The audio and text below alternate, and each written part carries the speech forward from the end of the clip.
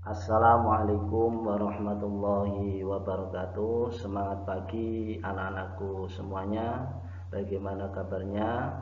Baik dan sehat walafiat ya. Nah, alhamdulillah. Sebelumnya mari kita awali dulu dengan berdoa membaca Bismillahirrahmanirrahim. Mudah-mudahan kita semuanya selalu dalam lindungan Allah Subhanahu wa taala, dalam menuntut ilmu diberikan ilmu yang bermanfaat, menjadi anak yang solih solihah, yang berakhlakul karimah. Kemudian untuk Bapak Ibu guru, orang tua kita semuanya, kita doakan mudah-mudahan diberikan keselamatan, kesehatan, panjang umur, rizki yang halal barokah, dan dimudahkan segala urusannya. Amin.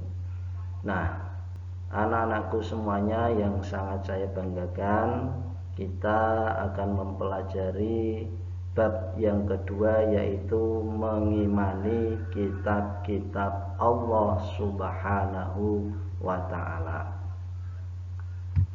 Nah, kita akan mempelajari pengertian iman kepada kitab-kitab Allah. Di sini menurut bahasa. Jadi kita bahas iman dulu. Iman itu artinya percaya. Ini secara bahasa. Kemudian menurut bahasa kitab itu artinya buku, surah kiriman, atau bisa dikatakan dengan tulisan. Jadi ini menurut bahasa pengertian iman dan kitab. Nah, selanjutnya secara terminologi atau menurut istilah pengertian iman kepada kitab-kitab Allah, yakni meyakini bahwa Allah Subhanahu wa ta'ala telah menurunkan kitab-kitabnya kepada para rasulnya agar kitab-kitabnya itu dijadikan sebagai pedoman hidup umat manusia agar mereka memperoleh kebahagiaan dunia dan akhirat. Ini pengertian iman kepada Allah pengertian iman kepada kitab-kitab Allah. Jadi dengan diturunkannya kitab-kitab ini kepada para rasulnya untuk dijadikan sebagai pedoman hidup, ya, agar kita memperoleh kebahagiaan dunia akhirat. Amin. Jadi dengan kita mengimani ini, mudah-mudahan ini kita bisa bahagia dunia akhirat. Selanjutnya yaitu kitab-kitab Allah sebelum Al-Quran, atau kitab-kitab Allah yang wajib kita imani. Nah, jadi iman kepada kitab-kitab Allah ini termasuk rukun iman yang ketiga. Nah, jadi iman kepada kitab-kitab Allah ini yang pertama, yaitu Taurat, diturunkan kepada Nabi Musa alaihissalam. Kemudian yang kedua, kitab Zabur diturunkan kepada Nabi Daud alaihissalam. Kemudian yang ketiga adalah kitab Injil, diturunkan kepada Nabi Isa alaihissalam. Kemudian yang keempat yaitu Al-Quran, diturunkan kepada Nabi Muhammad Sallallahu Alaihi Wasallam. Nah, jadi dari keempat ini sebelum Al-Quran, baik Taurat, Zabur, Injil, ini intinya adalah semuanya mengesahkan Allah Subhanahu wa ta'ala.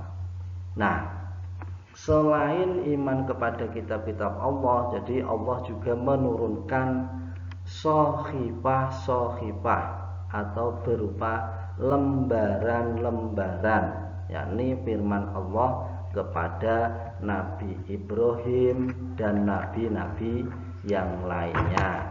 Nah, misalkan sohifah atau suhuf yang diturunkan kepada Nabi Adam, ini mendapatkan 10 suhuf. Kemudian Nabi Idris mendapatkan 30 suhuf. Kemudian Nabi Ibrahim mendapatkan 30 suhuf.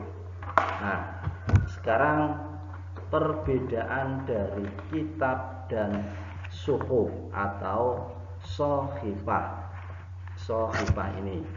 Jadi perbedaannya, kalau suhuf itu artinya wahyu Allah yang disampaikan kepada Rasul, tetapi masih berupa lembaran-lembaran yang terpisah.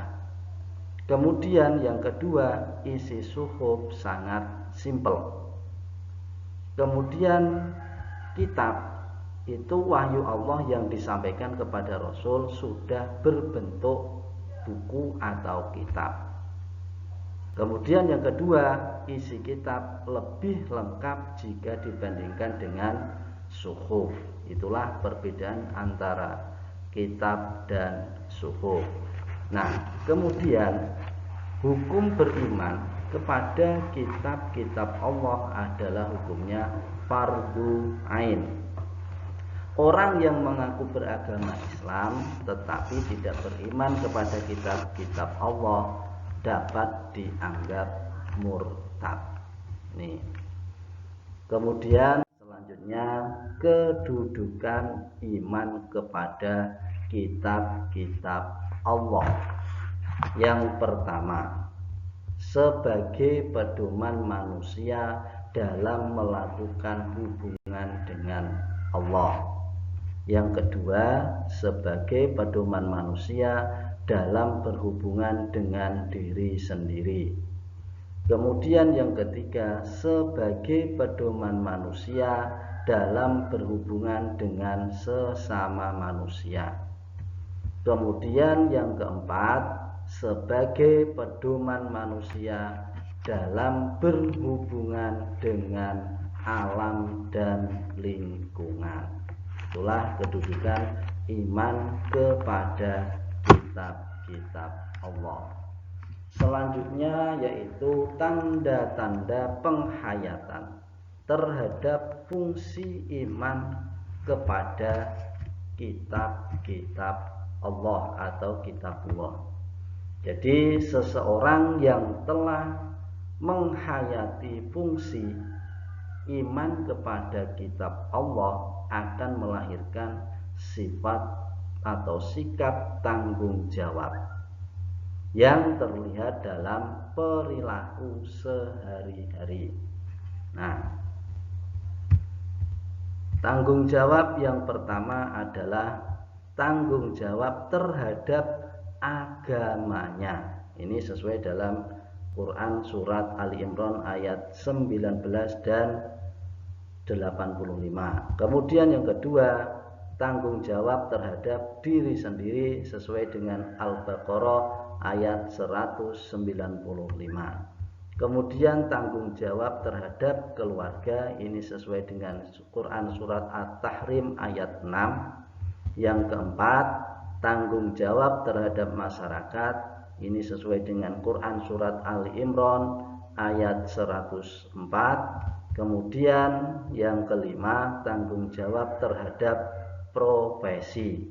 Kemudian yang keenam adalah tanggung jawab terhadap bangsa dan negara.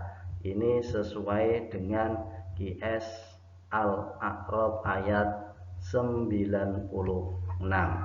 Nah, ini mohon maaf untuk yang kelima itu bukan surat Ali Imran 19 dan 85. Oke, terima kasih untuk pembelajaran daring pada hari ini. Mudah-mudahan bermanfaat dan Mohon maaf jika terdapat kesalahan dan tetap jaga kesehatan.